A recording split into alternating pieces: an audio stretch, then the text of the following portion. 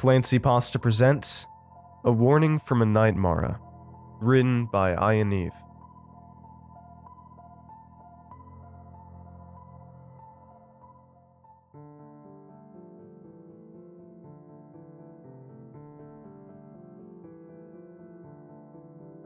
Darkness coats nearly the entire room, a comforting blanket of emptiness in which only a small nightlight in the shape of a tacky golden elephant pierces through the inky blackness.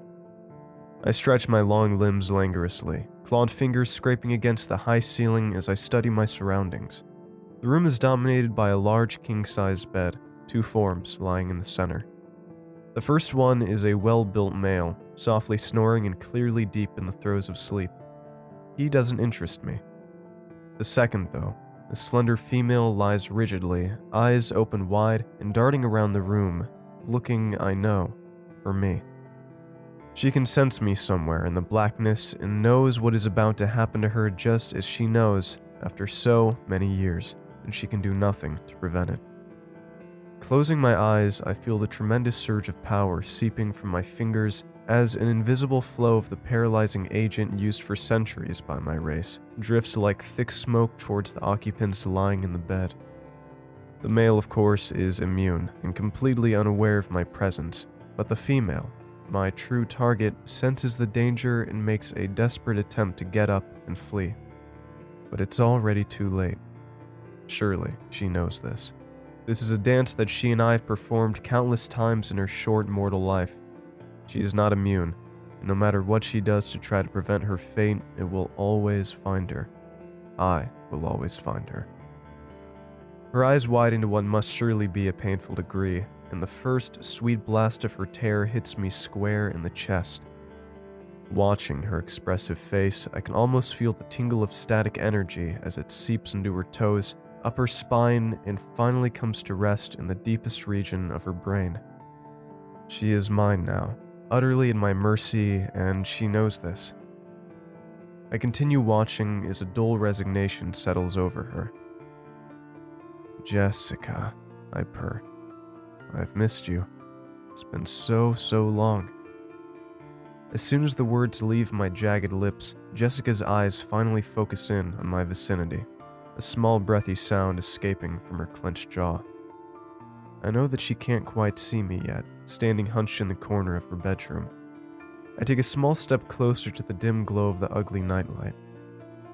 "I have missed you terribly, but for some strange reason, I get the impression that the feeling's just not mutual. You managed to shut me out so much longer this time. The pills, the therapy, all those breathing and relaxation exercises, all to treat your condition. Sleep paralysis, I believe it is now referred to in your highly enlightened age." I take another small step, savoring the moment. Yes, I know all about your treatments, the medications and sleep studies, all those misguided attempts to keep us apart.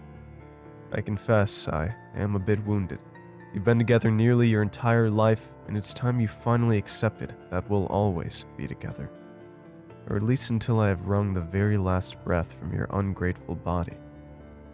Can't you understand? I need you too much. You keep me nourished.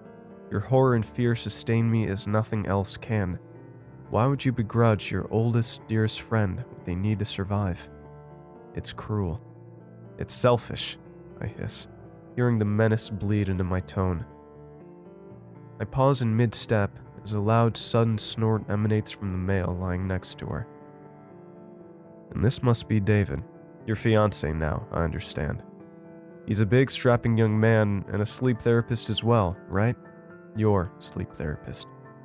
Sounds like he may be taking his responsibilities a bit too far, though. Surely he knows that he's not actually supposed to sleep with his patients. Tisk, tisk. But I suppose I can understand the attraction to you. Surely such a large, capable man like him can keep you safe from the darkness. From me. Why don't you ask him for help? Go ahead. I will wait right here." Her eyes, with their deep blue irises and grossly contracted pupils, slide slowly over to the man sleeping beside her. She stares pleadingly at him as best she can without turning her head. A tiny, pathetic croak is all she can push through her stiff throat. After a moment of tense silence, her wide eyes shift back to mine once more. "No?" I ask as I take another slow step, drawing ever closer to the bed. "See, I knew you still cared. I'm always watching you, Jessica. I'm in your head, your very psyche, and I've consumed enough of your being to know your every weakness. Every dark thought you've ever whispered to the night when you thought you were alone. I was there, always listening. Remember all the good times we've shared together? The countless nights you've given so graciously of your pain, your life force?" My mind flashes back to the first time I saw her, when she was just a young, naive child of 6, maybe 7. Too young to understand the complexity of what I am, but old enough to see the wrongness, the terror of it all. Her innocence and purity were the sweetest aphrodisiac I had ever experienced in my prolonged existence.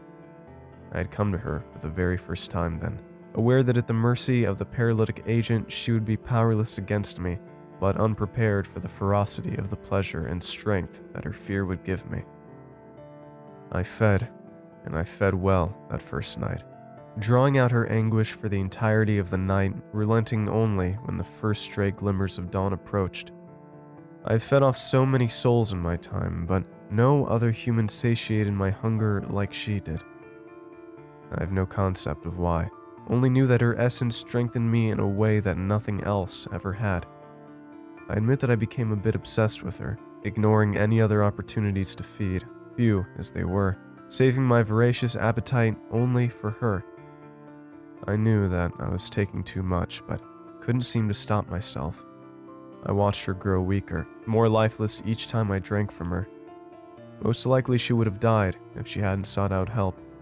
But finally she did, and though the treatments had blocked me out for several months, it was inevitable that I would eventually creep back in. Nothing could keep the darkness at bay forever. Perhaps it was this obsession that caused me to feel the need to unburden myself to her, to tell her things that I had never uttered to any other human. It's not your fault, really, but that of the first humans, your early ancestors, interlopers. We were the earliest of God's creations, His beloved children. We too lived, loved, and reveled in the world, free to do as we pleased, live as we pleased. Whole beings who danced in the light and indulged freely in the souls of other weaker forms the great Creator had provided for our consumption. Those creatures were not unlike the cattle and livestock that your race survives on. Yes, I once held a solid physical form much like your own, but soon we began to crave more, need more. We soon began feasting off of each other's fear and torment, the ultimate taboo, in order to further strengthen our own bodies. Eventually, the Creator grew disappointed with us and our primitive and violent urges to satisfy only ourselves, regardless of the pain we inflicted on each other. He cast us out of the light and out of this world, only to see us writhe in the black, unwhole, and unworthy. And then He created you to replace us. The race of mankind became His final, desperate attempt at perfection. But He failed. I take several swifter steps toward the girl, my rage getting the better of me. It is in that darkness that we have survived, barely able to exist off those few humans. I nearly spat the word, so hated as it was by those of my kind. That small portion of them who were susceptible to our powers, those who lacked the natural blockers that would render them immune to our abilities. In the beginning, less than 2% of the entire population of your race had this anomaly. I left mere thousands to feed many millions. You understand? There were far too few of you to go around, and millions of us starved, went so mad with hunger that they willingly ended their miserable existence.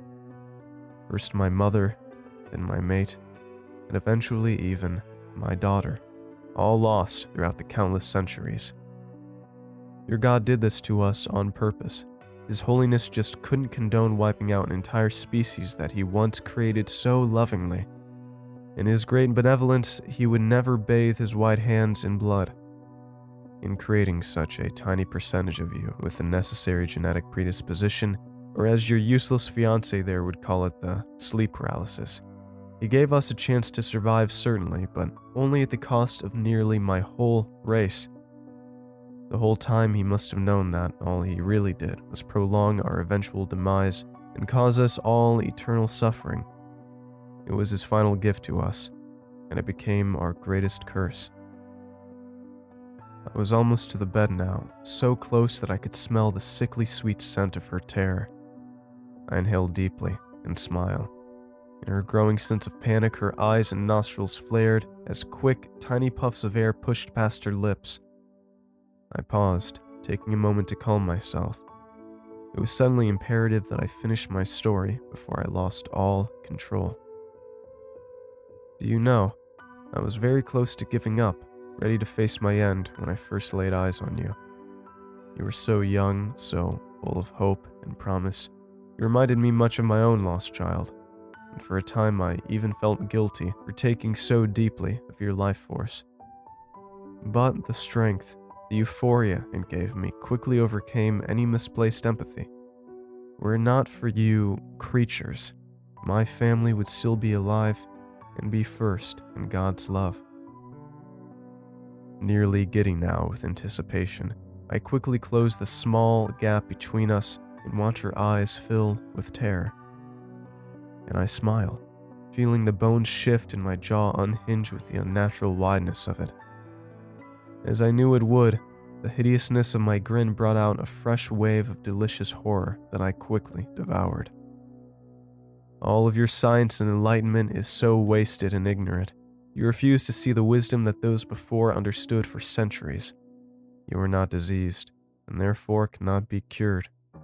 Rather, you are cursed, chosen by God to provide for my kind. I had to hunch down several feet, nearly kneeling in an effort to reach her ear as I whispered, "Your ancestors knew what we are, though they soon forgot our true origins. They believed mistakenly that the first of our kind, Lilith, was Adam's first wife, banished to make room for Eve. Although symbolically this was true, we in point of fact preceded Adam, who were the first beloved creations of God, a chosen people who enjoyed the ease and luxury of his favor. But our crimes against each other eventually became too great, too numerous for him to ignore, and so we cast out our entire race to make room for you. You cannot know the bleak despair, the desperation that comes from being so utterly forsaken, from having everything you are and all that you love torn so irrevocably from your grasp. But you soon will." Ever so methodically, I stalk my long, razor-sharp nails across her chest as I speak those last few words in a sing-song voice, puncturing tiny holes into her very soul and causing small streams of it to dance slowly up to my starving lips. I inhale her essence, dragging it deeply into my rotting lungs. Suddenly, with a preternatural speed far too fast for her inferior senses to track, I straddled her slender body. Growing more ravenous at the first small taste of her aura, I rake my long nails more deeply down the length of her chest, feeling the rending of her soul as I did so. As always, I knew that I would leave no physical marks. There would be no evidence of my assault if and when she finally woke, because I wasn't cleaving her flesh, but rather the deepest marrow of her life. I nearly cackled as the scent of her pain reached me. The Night Mara, they used to call us. Wretched creatures who fed off soul, breath, and blood. We are the basis of every night creature of your lore, vampires, succubi, and demons. But sadly, throughout the centuries, the true nature of our kind has been lost. We, who are the authors of everything your kind fears, every bump in the night and growl in the darkness, were relegated to nothing more than dreams. The Night Mara would eventually become your nightmares. Lost in the ecstasy of the feeding, I savagely dig my claws into her body as deeply as they can go, and then roughly twist my fingers. Jessica reacts in the only way she is able, whimpering softly through clenched teeth. If only you hadn't tried so hard in your attempts to keep me from you, denied me to the brink of starvation, then perhaps, I could have satisfied myself with a small taste, just a sampling of your agony. But now I cannot control my hunger. Tonight I have no choice but to gorge myself on the banquet laid out so temptingly before me. Another tiny gargled sound escapes her, as numerous tentacle-like straws slither their way out of my gray, concave chest and burrow deep into the holes that my claws had made. The tentacles instantly start contracting as they begin to greedily milk the life from her. I choke back in a static moan as I feed directly from her consciousness. Looking her straight in the eye, I watch as a single solitary tear emerges from her tightly closed eyelids. Ever so slowly, I lean down to lick at it with my long, forked tongue. Don't cry, my sweet. Not now, for you have yet to hear the best part of my tale. For so long we have fought among ourselves over the pitiful few of you whose spirits we were able to consume. You've been reduced to nothing more than wolves, savage and starving dogs fighting to the death for nothing more than miserable table scraps. But after countless millennia of watching you pathetic and weak creatures, I've come to a rather unsettling but also welcome conclusion. Humans really aren't so different from the Night Mara, much as it pains me to say it. Both of our species are parasites, monstrous and selfish beasts who feed off the weak and sickly. With every generation that passes, your kind becomes more like us and less like him. And almost overnight, it seemed, there were suddenly great numbers of humans being born with the lack of immunity. Far too steep a climb to be mere coincidence. For the first time since the dawn of your history, my kind feeds and feeds well. We have begun to prosper once again. We know the cause, even if your race is too arrogant and naive to see it. Mankind has grown nearly identical to my kind. You crush the weak, delight in your ability to destroy all goodness, and in your own way you even feed off each other in your attempts to gain power. We have taken notice, and so has he. Your God gave you everything, all the freedoms and comforts that he once offered only to us, and you have squandered it, just as we did. But as I said before, God can't condone the wanton destruction of those he has created, and so he has chosen to wake you up, one soul at a time, until, eventually, he will reach you all, consume every last one of you, and all of this with his blessing. It would appear that even in our hideousness, he prefers us to you. You'll soon know our pain, our despair, and you will know it quite intimately. It is unlikely that she will survive this night. My thirst is so great and my will too weak. I can't help but feel that I would be doing her a favor, a small mercy to end it for her here and now. For if not, she would soon come to suffer the complete desolation of the Forsaken, along with the rest of mankind. It seems somehow less cruel to just put her out of her misery. But either way, it really doesn't matter. There are now so much more of the cursed to go around, and I will easily find another susceptible to the paralysis. But as for tonight, she is my prey. I have only just begun the feast. My smile slowly widens. My name is David, and I was engaged to a sweet, beautiful woman named Jessica. She died last night. The doctors all say that it was a heart attack, a painless and easy passing in her sleep. And maybe, hopefully, that's all it was. I awoke early this morning from the darkest, most graphic nightmare of my life to find her lying cold and stiff next to me. Her frozen fingers were stretched, resting less than a centimeter from my own hand, almost as if, in the last few seconds of her life, she had reached out to me. Jessica had suffered sleep paralysis nearly her entire life. That is how we met, in fact. You see, I am a sleep therapist, and she had the most debilitating case of the disease that I had ever seen. Over the many hours we spent together, I couldn't help but fall in love with her, and she was getting better. It had been several months, in fact, since she'd had an episode. But last night, the nightmare I had, well, I was the demon in the story. I saw and felt everything from his point of view, and just as he predicted, Jessica did die. And the preceding story has been an exact account of the dream that I had that night. Now, I've always been a man of science. I don't believe in the paranormal or demons, and I certainly don't believe that our nightmares can hurt us. Or at least I didn't. But this creature, or whatever he is, was right about one more thing, and it haunts me most of all. In the past 5 years, the reported incidence and severity of sleep paralysis have nearly tripled, and medical science has no real explanation as to why. What if everything that happened last night wasn't just a dream, but a warning?